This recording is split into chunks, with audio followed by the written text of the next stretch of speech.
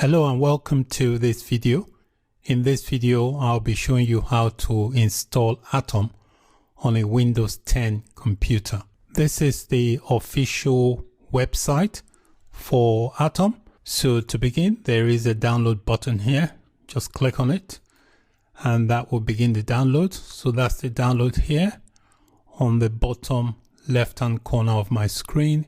I'm going to wait for the download to complete. The download is now completed. That's the file here. I'm going to double click to begin the installation. The installation can take a while.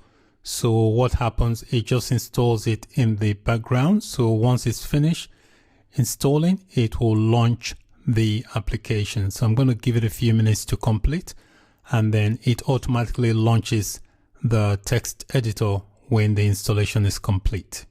The installation has completed and the application has automatically launched. So this is what the interface looks like.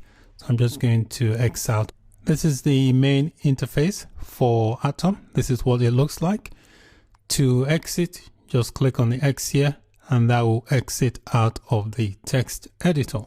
It also places an icon on your desktop that you can use to launch the application anytime you want.